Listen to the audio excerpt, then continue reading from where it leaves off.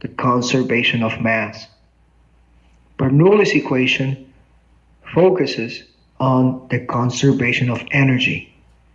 Now, these are two big concepts: the conservation of mass and the conservation of energy. And this is one of the things that I like the most about hydraulics. I feel like I'm at the edge of physics theory, because when I'm solving hydraulic problems, or when I'm designing hydraulic type of systems, I'm using both the conservation of mass and the conservation of energy. And those are two very high-end physics principles that we're using. We're going to see how we apply both the conservation of mass and the conservation of energy to solve problems a little bit later on in the lesson.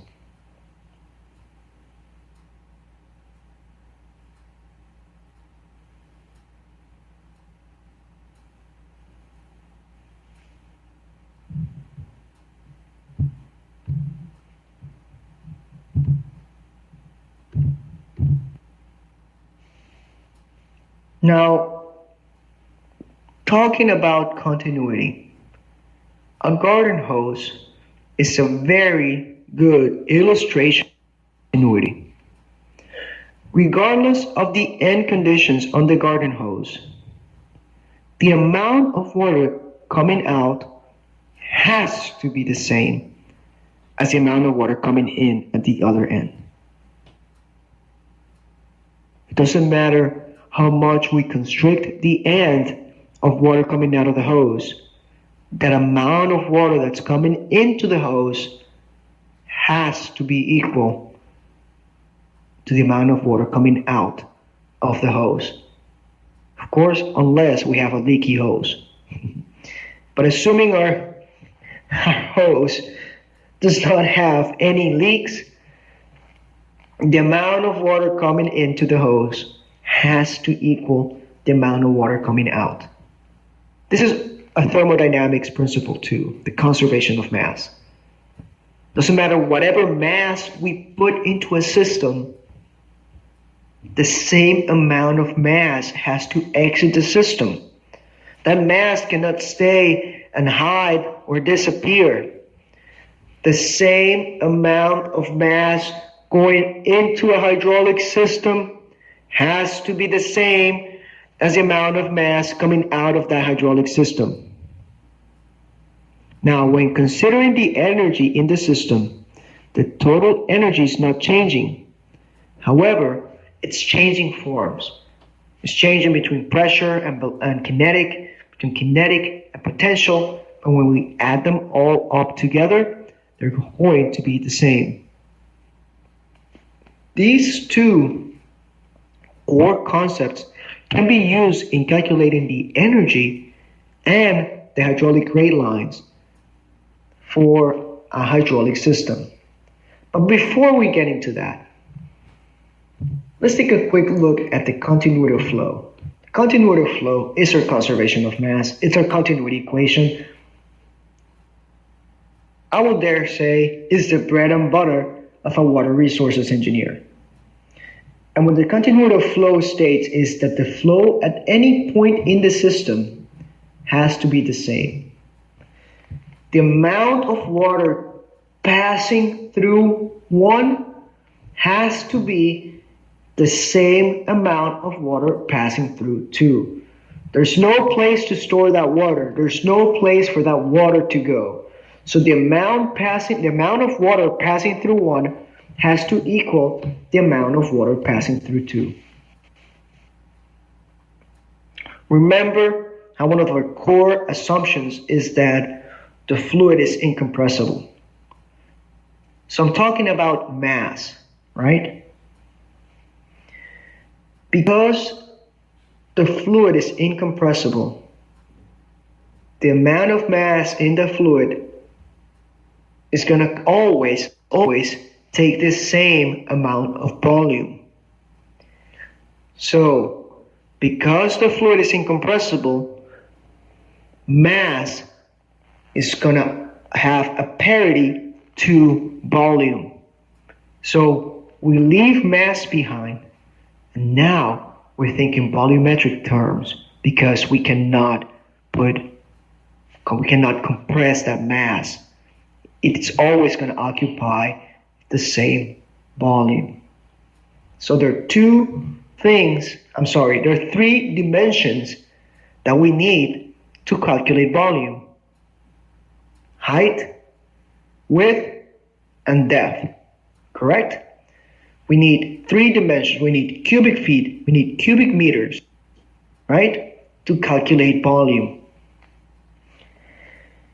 So, how do we calculate volume moving through a system? So, the volume of water going through one has to be equal to the volume of water coming through two. Because what I'm saying is the mass going through one has to be equal to the mass going through two. So the volume, the cubic feet going through one has to equal to the cubic feet going through two. The key word here is through. So how do we get that through component in? Well, how do I estimate the amount of volume that's going through? Well, we can do it on a time scale.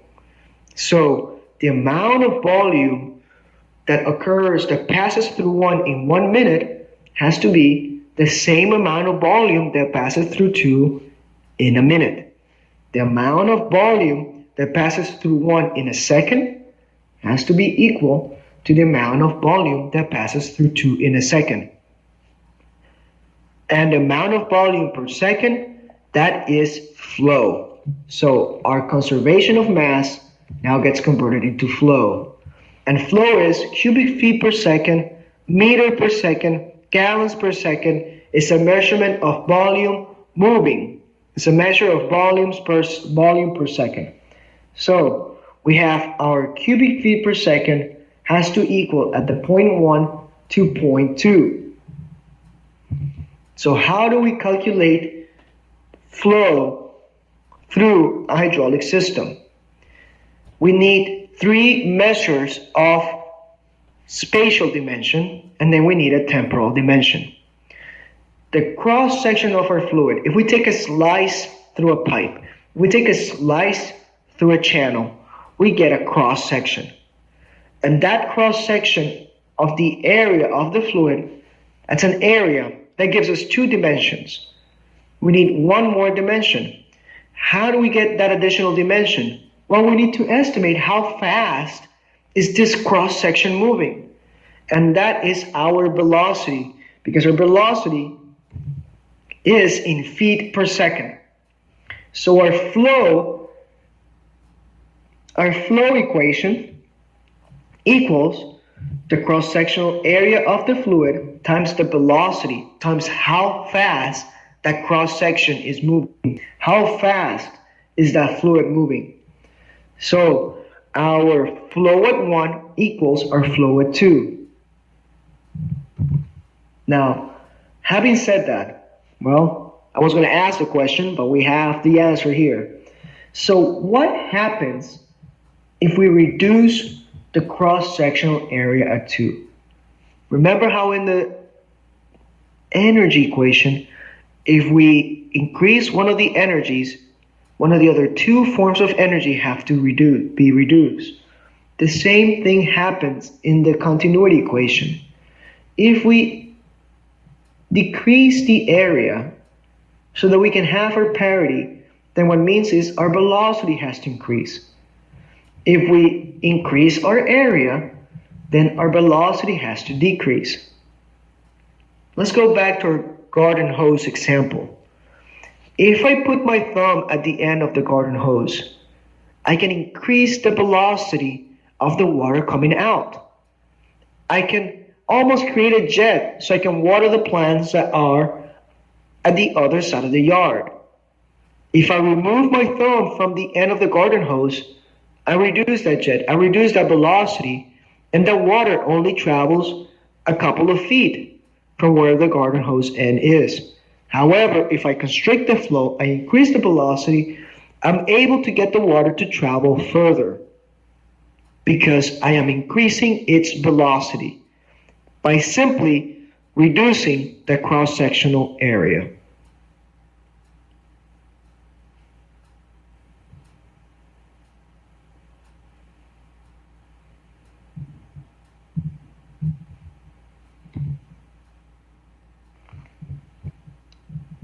Now that we have the concept of conservation of energy and conservation of mass, we can start getting into the nitty-gritty of Bernoulli's equation.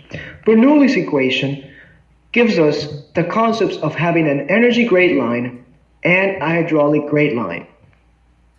The energy grade line is the graph of the total energy head plotted as a position along the pipeline. The hydraulic grade line is the graph of the sum of the pressure and the gravitational heads, which is plotted as a position along the pipeline. Key concept here. The hydraulic grade line is the energy grade line minus the velocity head. Or let me put it this way. If you subtract the energy grade line minus the hydraulic grade line, you will have your velocity head. The energy grade line takes into account all the components of the energy equation. The hydraulic grade line takes into account potential energy, elevation energy. Does not take into account velocity, kinetic energy. So, key concept, you may be asked a theoretical problem about this on the exam. It can go something like this. If we subtract the energy grade line minus the hydraulic grade line, we will have the thermal head, the pressure head, the potential head, the velocity head. Key concept. And you will know that it is the velocity head because of what we have just reviewed. Here's the equation to prove it. We have pressure head, kinetic head, potential head. Hydraulic grade line, pressure head, potential head, no kinetic, no velocity head. That is the main difference between the energy grade line and the hydraulic grade line.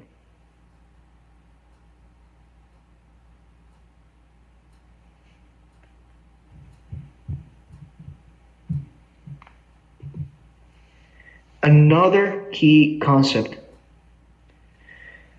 Of course, the energy grade line is a graphical interpretation of Bernoulli's equation.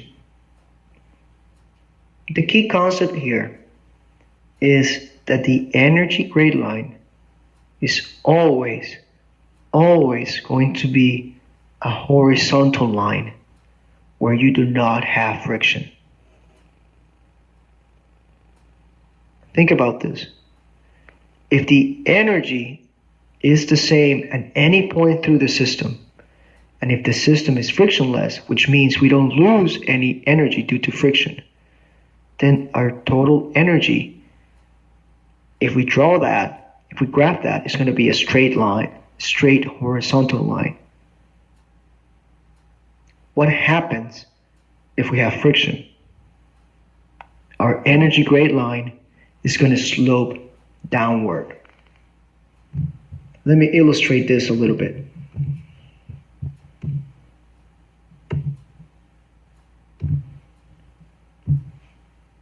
You may get asked, again, another theoretical question in the P exam. These are key concepts. You get a graph that shows an energy grade line that has this profile, a flat line. Then you have an energy grade line that shows this profile, a downward slope. Then you have an energy grade line that shows this profile, an upward slope. And then you have an energy grade line that has this profile, a V shape. And you are being asked to identify, of the following four energy grade line profiles, which one of these profiles includes a loss due to friction. Includes only a loss due to friction. So if we have a flat line, that means there's no loss due to friction. The energy grade line is constant. If we have an upward slope, it means we are increasing the energy grade line. There's no loss due to friction because we're graphing from left to right, correct? So there's no loss due to friction. If we have a V shape, well, there's a loss in energy, but again, that energy is recovered. So it doesn't necessarily meet the description of the question. The one that will apply is if we have a downward slope, because we have an energy of, let's say, 5 units at the top, and then we have an energy of, let's say, we have 5 units here, and then 4 units here, which means the energy has been reduced, has been lost due to friction. And I say wink, wink, lost, because we know it's not being lost due to friction, it's just being transformed to another type of energy.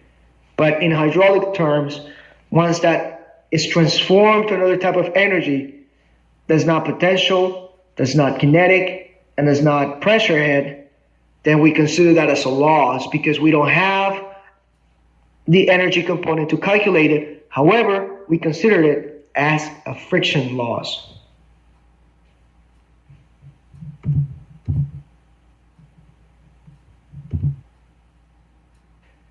So now it's time for some number crunching.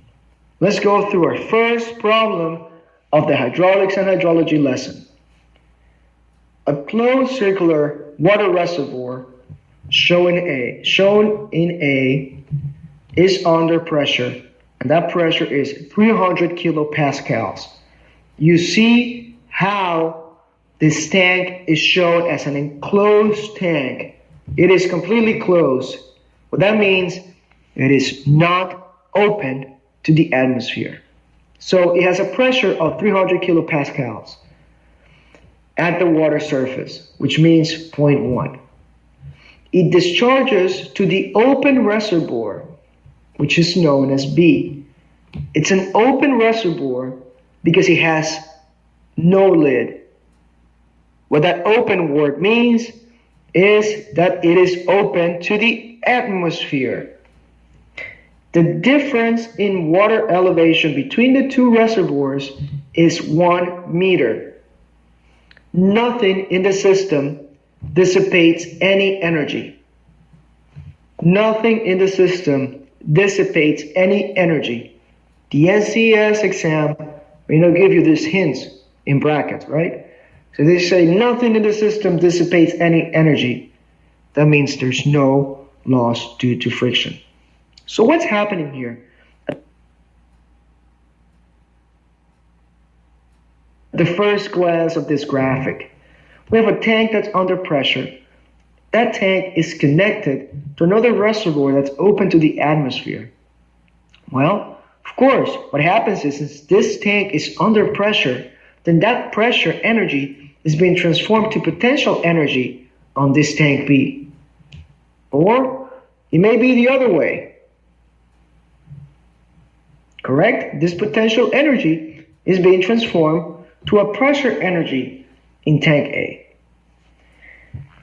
So the question is, most nearly, what is the pressure difference between the inlet and the exit of the horizontal pipe? Now we're being told that the water is moving from A to B. So our inlet is going to be this point, and our exit is going to be 0.2.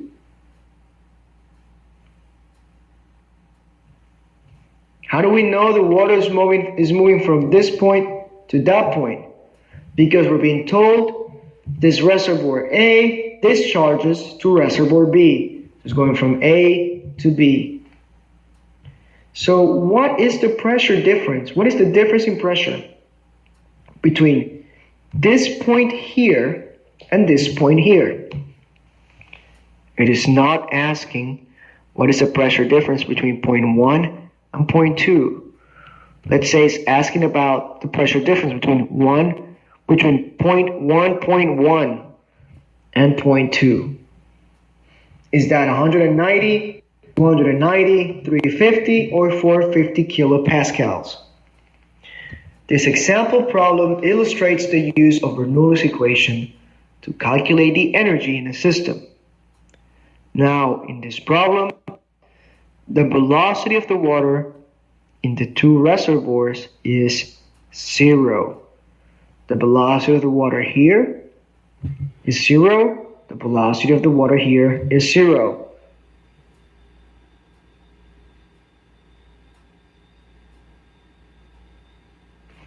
Now let's see how we solve this problem.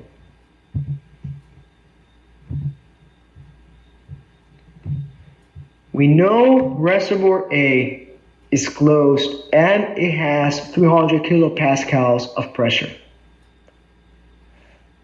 We know reservoir B is open, so it also has a pressure of 0. Now, we know that the pressure at the inlet is going to be equal to the pressure that already exists in the system plus the static pressure head that's acting into that inlet. So let me go back to the slide. We know the pressure in the tank is 300 kilopascals, and we also see here, let me zoom in a bit.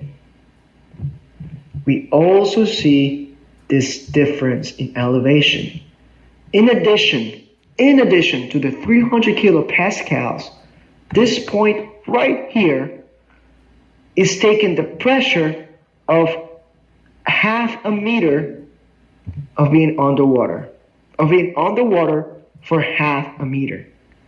So in addition to the pressure already acting in this closed tank, this point right there is receiving the additional pressure of being half a meter underwater. That's what this equation shows. So let's calculate what that pressure is. 300 kilopascals, specific weight of water, times the depth, 305 pascals. So what's the pressure at the exit? Let's go back one slide. Let's zoom in. What is the pressure on this tank B? 0. There's no pressure. It is open to the atmosphere. What is the pressure at point 2? There's no pressure in this tank. However, point 2 is submerged. So point 2 has the pressure of being submerged 1.5 meters underwater. 1.5 meters underwater. Point 2 is subjected to the pressure of being submerged 1.5 meters underwater.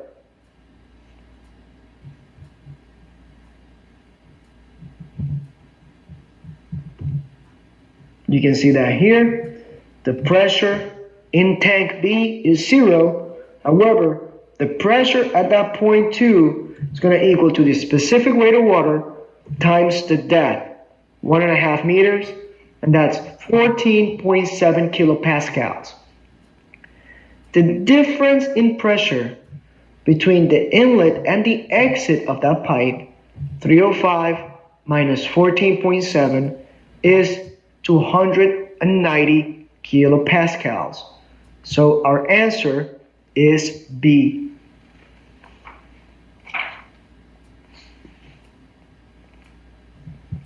Let's go through one more.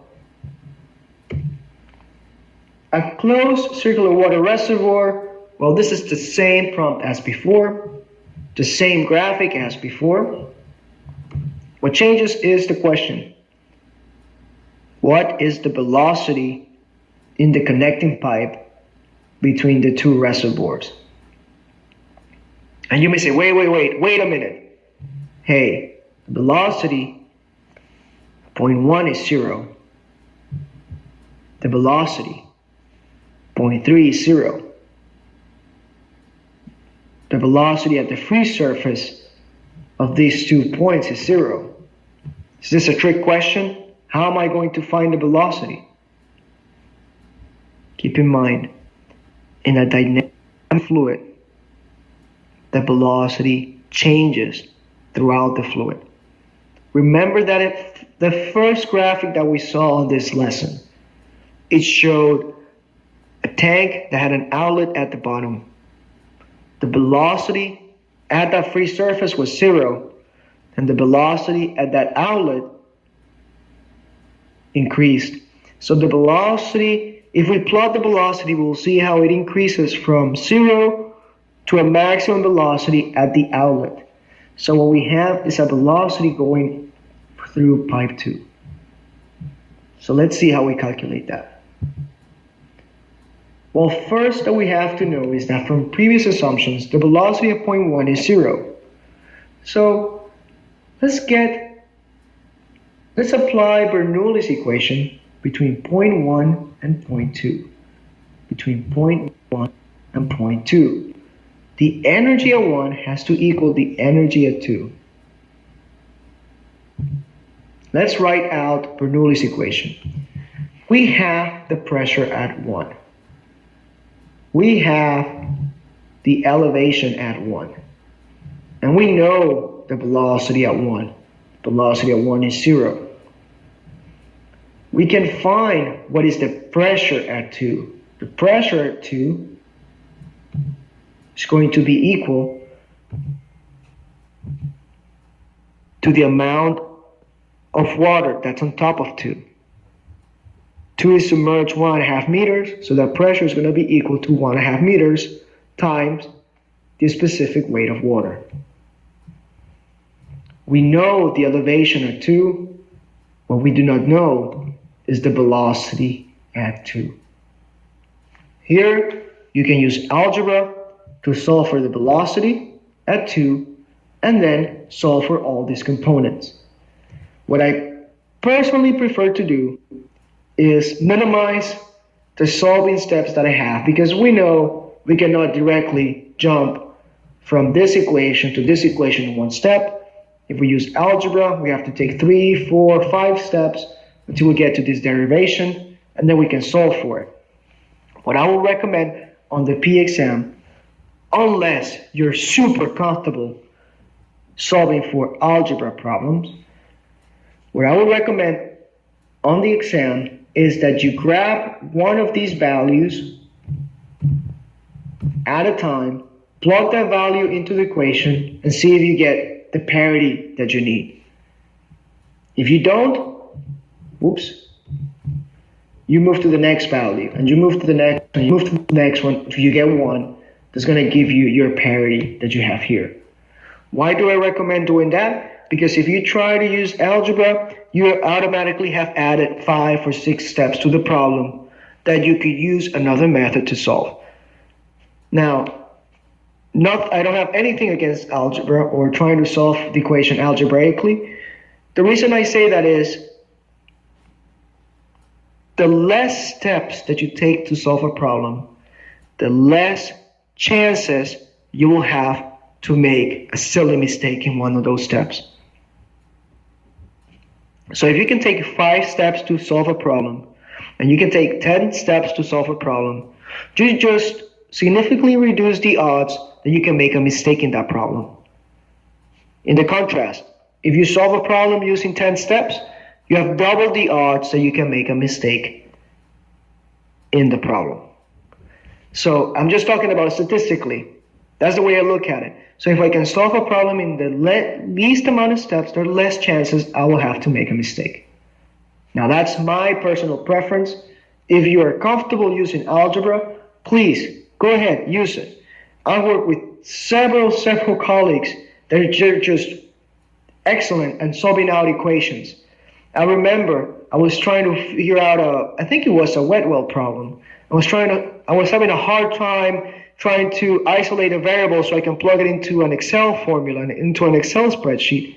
I was struggling for like, let's say an hour in trying to figure that out. Then I have one of my colleagues, I asked him, my goodness, I felt embarrassed. Within 5 minutes, he was able to get it.